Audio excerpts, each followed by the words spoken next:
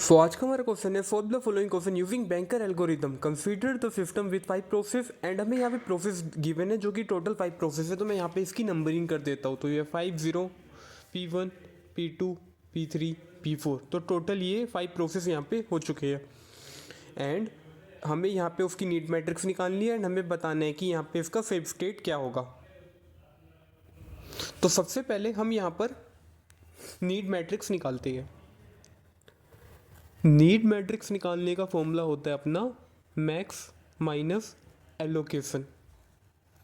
सो ये अपने पास मैक्स की कॉलम थी, ये अपने पास एलोकेशन की कॉलम थी, हमें दोनों को माइनस कर देना है। तो मैं यहाँ पे लिख लेता हूँ ए बी सी एंड यहाँ पे लिख लेता हूँ नीड मैट्रिक्स।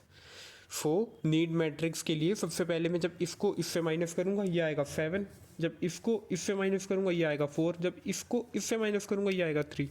ऐसे ही 3 - 2 1, 2 - 0 2, 2 - 0 2, ऐसे ही 9 - 3 6, 0 - 0 0, 2 - 2 0, 2 - 2 0, 2 - 1 1, 2 - 1 1, 4 - 0 4, 3 - 0 3 एंड 3 - 2 1, 1 2 3 4 5। तो ये मेरी यहाँ पर नीड मैट्रिक्स यहाँ पर बन गई।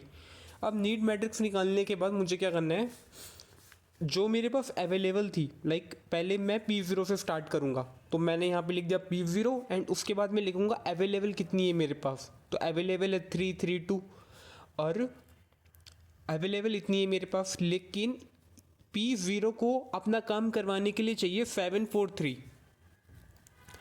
अपने पास अवेलेबल है 3 3 2, लेकिन इसको काम कराने के चाहिए 7 4 3। क्या ए का काम कंप्लीट हो पाएगा? नहीं यार, ए का ही काम कंप्लीट हुई। यहाँ पे तो अपने पास अवेलेबल थी एंड ये जो है नीड थी। तो क्या अवेलेबल 3 है लेकिन नीड इसको 7 की है, तो हम ये तो P0 को ले ही नहीं पाएंगे। तो हम आगे बढ़ेंगे, हम P1 पे बढ़ेंगे। तो हम यहाँ पे लिख देंगे नॉट सेटिस्फाइड। अब हम आगे करेंगे P1 पर। अब P1 का कितना था, P1 का अपने पास जो अवेलेबल था, अवेलेबल अपने पास हम लिख लेते हैं यहाँ पे 3 3 2 है। एंड हमें नीड कितने की है, हमें नीड है यहाँ पे 1 2 2 की। मैं यहाँ पे भी लिख लेता हूँ P0 P1 P2 P3 and P4। तो हमें यहाँ पे P1 में कितने की नीड है, P1 में हमें नीड है 1 2 2 की। तो मैंने यहाँ पे लिख लिया 1 2 2। क्या ए कंप्लीट हो पाएगा? A1 के पास अवेलेबल है 3, लेकिन नीड उसको ओनली 1 की है। हाँ, कंप्लीट हो जाएगा। P1 कंप्लीट हो सकती है, उसको एक ही चाहिए। एंड उसके बाद P1 के पास अवेलेबल है 3 यहाँ पर, लेकिन उसको नीड कितने की है, सिर्फ 2 की है। एंड ऐसे ही P1 के पास अवेलेबल 2 है, इसको नीड भी 2 की है। मतलब ये अपने पास P1 कंप्लीट हो सकता है। तो हम यहाँ पे लिख देंगे इट इज़ सेटिस्फाइड। एंड जब कोई भी चीज़ यहाँ पर सेटिस्फाइड हो जाती है तो हम क्या करते हैं, उसका अपने पास पिछला कितना चल रहा था, अवेलेबल इतना था 3 3 2। तो हम क्या करेंगे, अवेलेबल लिखेंगे यहाँ पर। और जो P1 है, P1 का भी यहाँ पे काम कंप्लीट हो गया क्योंकि उसकी कंडीशन सेटिस्फाइड होगी, जितना उसको चाहिए था उसको उतना मिल गया। तो हम क्या करेंगे, इसकी जो एलोकेशन है इसको इसमें प्लस कर देंगे क्योंकि इसका काम यहाँ पे हो गया जो P1 है। तो इसको हम प्लस कर देंगे तो ये आएगा 2 + 0 2 3 5। तो अब अपने पास जो न्यू अवेलेबल बना, ये बना 5 3 2। तो मैं न्यू अवेलेबल को यहाँ पे लिख देता हूँ, न्यू अवेलेबल इक्वल टू 5 3 2। तो मैंने यहाँ पे कहाँ तक कर लिया था, मैंने यहाँ पे P0 भी कर लिया, P1 भी कर लिया। अब मैं यहाँ पे करूँगा P2। तो मैंने यहाँ पे लिखा P2 एंड P2 में मेरे पास कितना था, मेरे को P2 के लिए नीड थी 6 0 0 की। और मेरे पास है कितना अवेलेबल, जो कि है 5 3 2 5 3 2। ये है अवेलेबल, ये है नीड। तो अवेलेबल मेरे पास 5 है, लेकिन मेरे को नीड है 6 की। यार मैं एक ज़्यादा कहाँ से लाऊंगा, मेरे पास 5 ही अवेलेबल, तो 6 कहाँ से होगा। तो हम यहाँ पे लिख देंगे नॉट सेटिस्फाइड। जब नॉट सेटिस्फाइड होते हैं हम क्या करते हैं, आगे बढ़ जाते हैं। तो ये P2 का भी अपना कंप्लीट हो गया। अब हम देखेंगे P3 का ऐसे ही। तो P3 में हमें नीड कितने की है, तो पहले हम यहाँ पे अवेलेबल लिख लेते हैं। अब हम देखते हैं हमें नीड कितने की है। हमें नीड है P3 में 0 1 1 की, 0 1 1। अब क्या 0 1 1 P3 वाला सेटिस्फाइड हो पाएगा? हमारे पास नीड है यहाँ पे 0 की, लेकिन यहाँ पे अपने पास 5 5 अवेलेबल है। हाँ, कंप्लीट हो जाएगा। यहाँ पे हमें ओनली 1 की नीड है, लेकिन यहाँ पे अवेलेबल 3 3 है। हाँ, हो जाएगा। यहाँ पे हमें ओनली 1 की नीड है, लेकिन अवेलेबल यहाँ पे 2 है। तो हम लिख देंगे इट इज़ सेटिस्फाइड।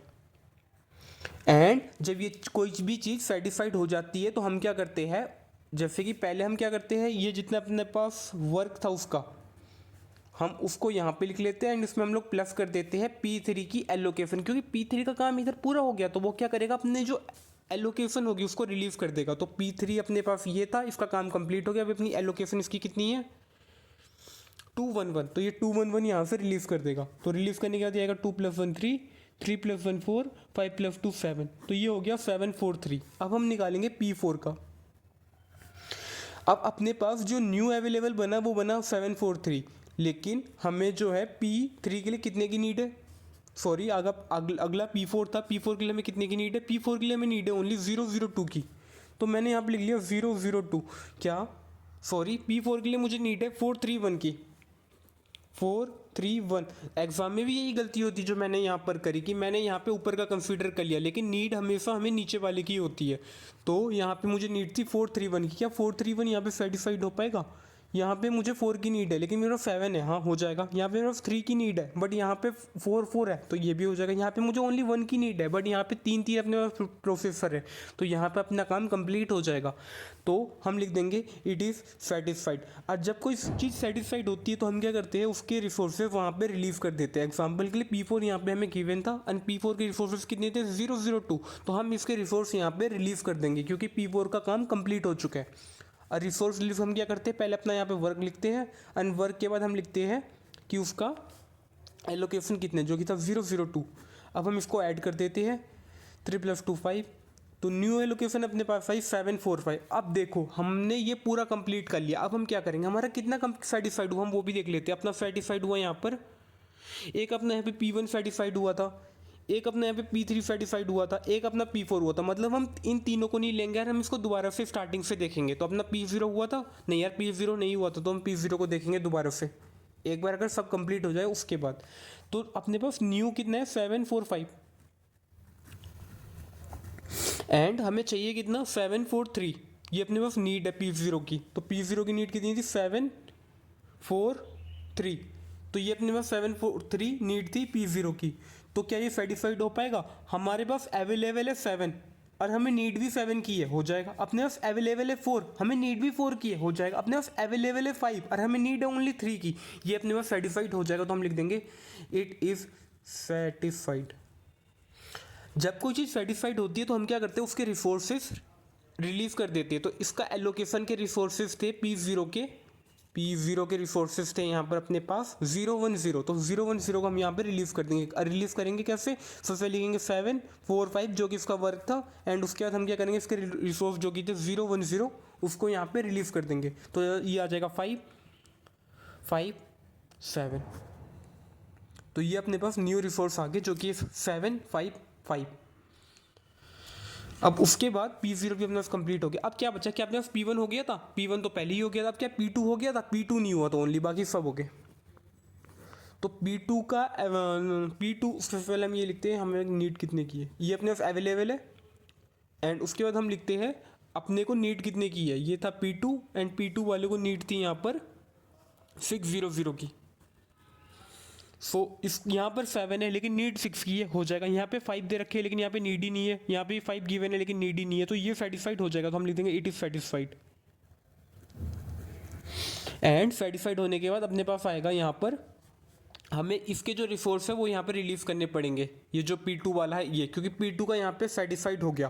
तो अपने पास पिछले रिसोर्स क्या गिवन थे, 755 एंड इसके पास जो अपने पास एलोकेशन थी वो हमें रिलीव करनी पड़ेगी जो कि थी 302।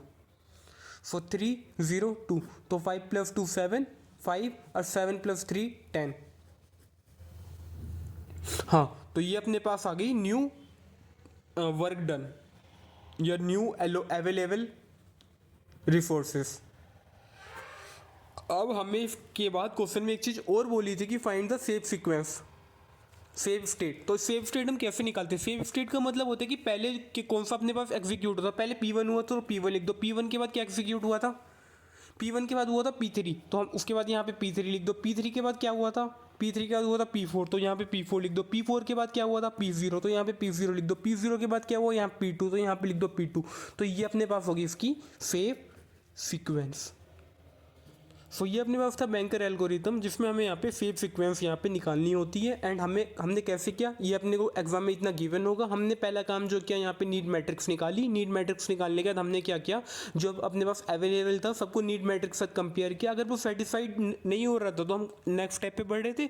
अगर वो सेटिस्फाइड हो रहा था तो हम क्या कर रहे थे, इसकी जो एलोकेशन थी इसमें यहाँ पर इसको प्लस कर दे रहे थे। एंड उसके बाद अपनी न्यू एलोकेशन ये थी, फिर हम इस न्यू एलोकेशन से बाकी P1 P2 को कंपेयर कर रहे थे। अगर अगेन कोई सेटिस्फाइड हो रहा है तो हम उसकी न्यू एलोकेशन से जो अगला P3 P4 होगा उससे हम लोग कंपेयर कर रहे थे।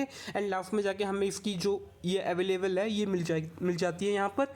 एंड उसके बाद ये अपने पास लास्ट में हमें फेब सीक्वेंस निकालना होता है। फेब सीक्वेंस का मतलब कि अपना पहले क्या एग्जीक्यूट हुआ, फिर क्या एग्जीक्यूट हुआ, फिर क्या। अगर एक बार अपने पास पूरा P4 तक कंप्लीट हो जाता है तो हम उसके बाद स्टार्टिंग 0 से स्टार्ट करते जो अपने पास रिमेनिंग हो जाते। तो आज के लिए इतना ही, थैंक यू।